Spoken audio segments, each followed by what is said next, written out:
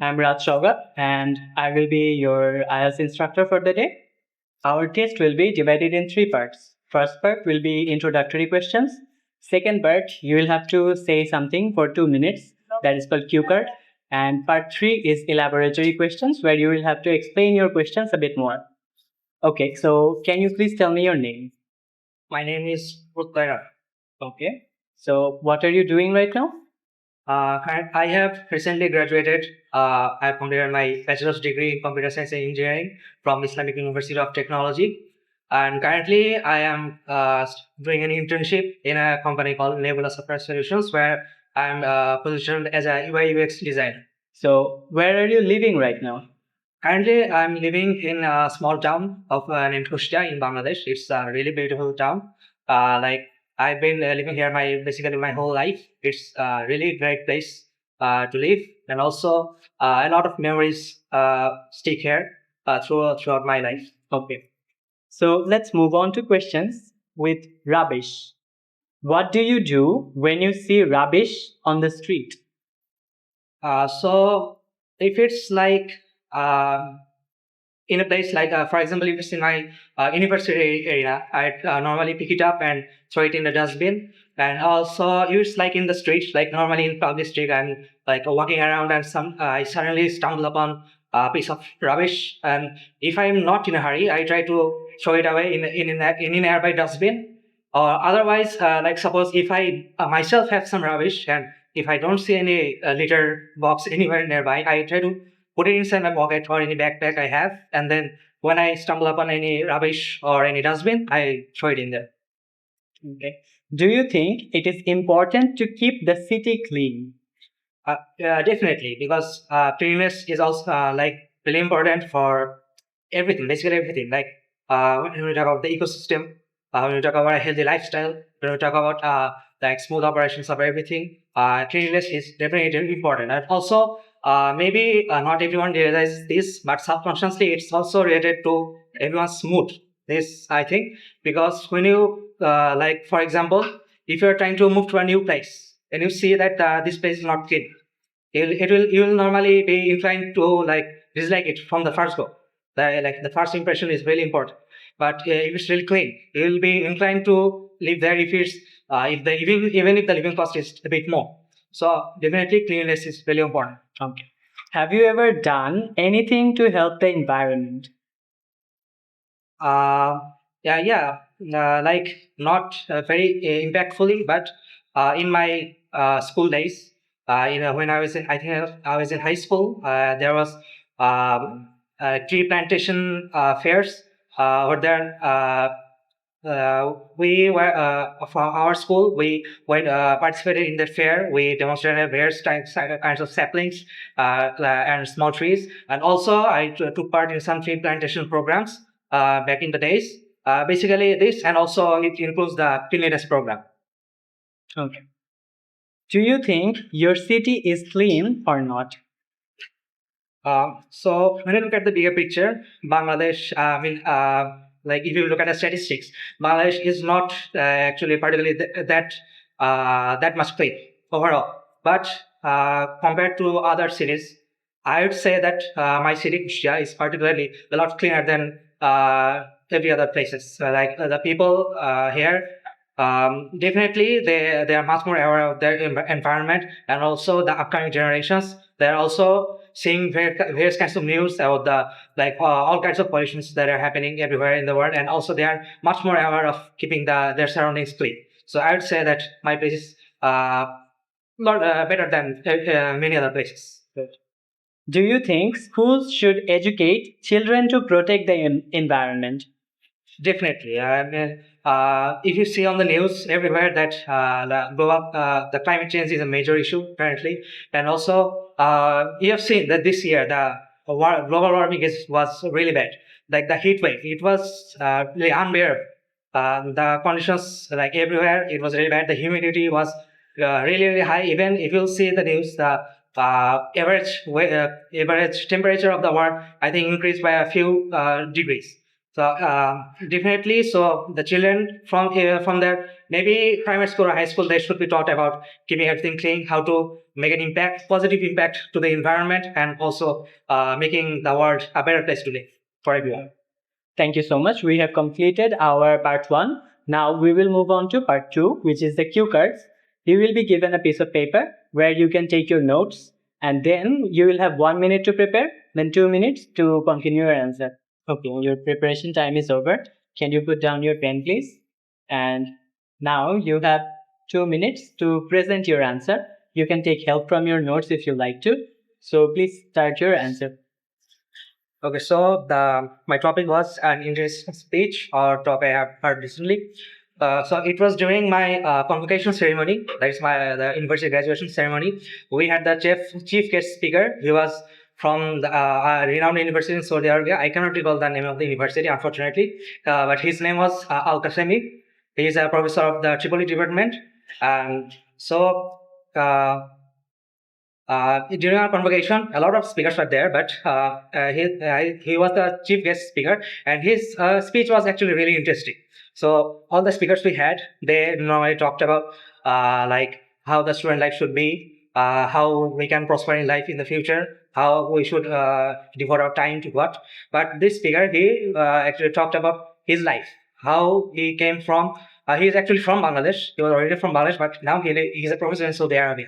So how he grew up from here to went to that high level, and it was like really motivating and interesting because his HSC batch was during his HSC exam was during our independence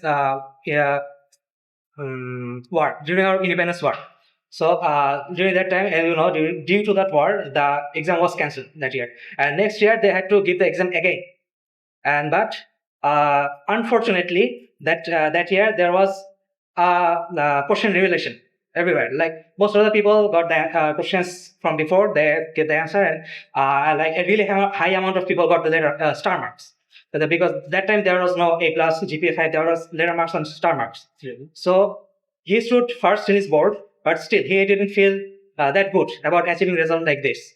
Later on, he from there. If you are following various science articles, you'll see that the first Muslim person to get the Nobel Prize was Abdus Salam. So that person from Bangladesh, not that much renowned, he sent an email to that person, a Nobel laureate, that about hypothesis that he came up with regarding the diameter of the universe. Okay, your time is over. Thank you so much. Now let's move on to part 3. Talk about crowded places. Why do a lot of people enjoy going to crowded places? I mean, when you talk about crowded places, it can be various in various places like the stadium, sports stadium. It can be a concert, or it can be like I previously mentioned, a ceremony. It can be various things. Now, particularly when you are stuck in a traffic jam, it will be not enjoyable because it's also a crowded place. But when it's some kind of a fun event, like when I was watching, for example, a World Cup final or World Cup any World Cup match, or like any like recently going on Copa America or EuroLeague. So these kind of places are really fun, and also they find to be with your friends or family or anything, or also even concert. Many people like music; they enjoy music, and also they're there to support their favorite band or their favorite teams. So it can be fun based on where you are in where the crowded place actually is. Where would you say is the most crowded place in your city? It would be um, it would be like the center of my city. It's called NS Road. That place gets really busy during the office hours, and also when the office hour ends. Like every major work area is centered around that area. So whenever someone will have to go to their office, like maybe a school or bank or even their business, and when they have to return home, they must have to pass their area.